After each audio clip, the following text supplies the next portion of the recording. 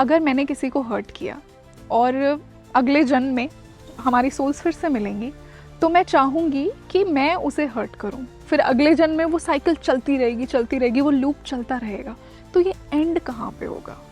जब तक ये क्षमा भाव नहीं आता है, मतलब जब one of them forgives the other. both have to forgive. I give you one example. My ji. Guruji used to say, आदि गुरु, इतना दो अपने रिश्तेदारों को वापस मांगने की चेष्टा न हो। Wow. You performed a good act, किसी को मदद की, लेकिन मदद के रिवॉर्ड के लिए भी आप खड़े रह जाओगे तो वो भी बंधन बन जाता है। दिया तो भूल जाओ। खुद के ऊपर बहुत ज़्यादा हमें गिल्ट होता है, पास्ट मिस्टेक्स का गिल्ट होता है, तो उस गिल्ट को कैसे निकाला जाए? उसके लिए कोई भी यौगिक प्रक्रिया काम नहीं करेगी।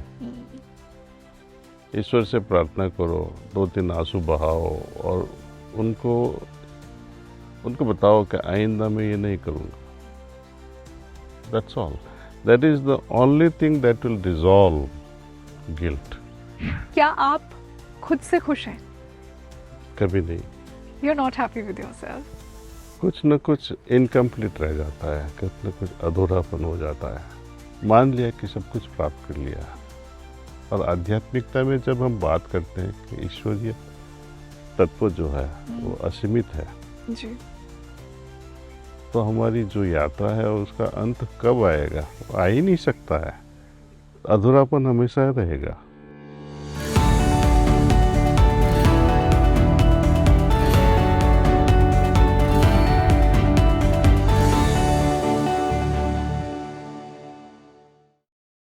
Hi everyone, a very warm welcome to your favorite spiritual podcast Speaking Tree, and this is your host Rangoli Sharma. आज आपको दिख रहा होगा कि मैं एक बहुत सुंदर और डिवाइन जगह बैठी हूँ।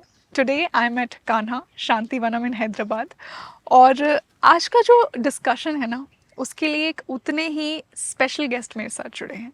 यूँ तो इन्हें किसी इंट्रोडक्शन की ज़रूरत नहीं है, पर फिर भी मैं आपको कहना चाहूँगी कि जो विजडम इनके थ्रू फ्लो होती है और जो सिंप्लिसिटी के साथ लाइफ के बड़े सवालों के जवाब हमें मिलते हैं, उसका कहना ही क्या है। बट फिर भी मैं इनसे आपको फिर से मिलवाती हूँ। I would like to welcome Daaji on speaking tree. Daaji, welcome to speaking tree. Pranams. Pranam. And today we are speaking among trees. Such a pleasure. बहुत अच्छा लग रहा है मुझे आज आपसे फिर से मिलकर। I am so pleased and I feel so lucky कि आज हम कान्हा पर हैं, और एक जो डिवाइन वाइब है इस जगह की, इससे मेरा स्पिरिचुअल क्वेश्चन थोड़ा और स्ट्रेंथन बढ़ गया है। बहुत बढ़ गया है। बहुत अच्छा लग रहा है आपसे फिर से मिलकर। एंड लास्ट टाइम जब हम मिले थे, ऑल्दो हमारा पॉडकास्ट नहीं हुआ था, but the gentleness of your smile, it's still with me, and मैं पर्सनली आज बहुत एक्साइटेड हूँ इस पॉडकास्ट के लिए, क्योंकि जो wisdom which flows through you, I am really looking forward to it. और मैं मेरे व्यूअर्स को भी यही कहना चाहूँगी कि आज बहुत से सवालों के जवाब हमें मिलने वाले हैं। लाइफ के जो बड़े बड़े सवाल होते हैं ना, जो हम खुद से पूछते हैं, ढूंढते हैं जिनके आंसर्स, आज के इस पॉडकास्ट में मिलेंगे। How are you, Daji? Before we move on to well, that. Well, Rangoli, we are all fine here. Yeah. And you said it so nicely. कि इस पौधों के बीच में हम आज स्पीकिंग ट्री का पॉडकास्ट कर रहे हैं। जी। Trees speak. Definitely. Who would claim such a thing? So I admire Times of India's wisdom. Speaking tree. Yeah.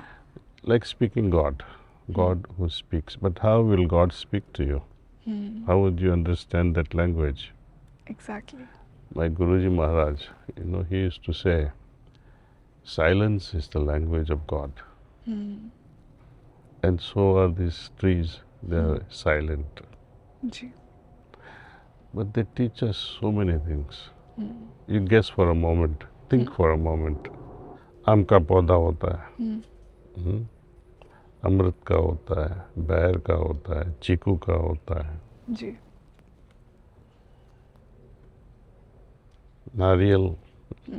नारियल के पौधों को तो अब नारियल का पानी तो नहीं देते हैं।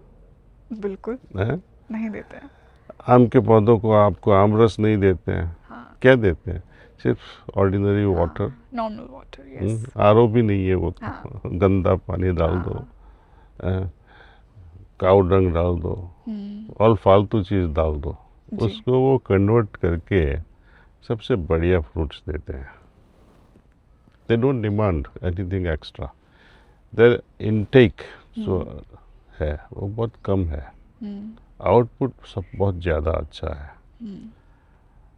हम लोग क्या करते हैं, सबसे अच्छी चीज़ लेते हैं और आउटपुट क्या है, हम दुनिया को क्या देते हैं, दुनिया से सब कुछ लेते हैं, नेचर से सब कुछ, प्रकृति से सब कुछ लेते हैं।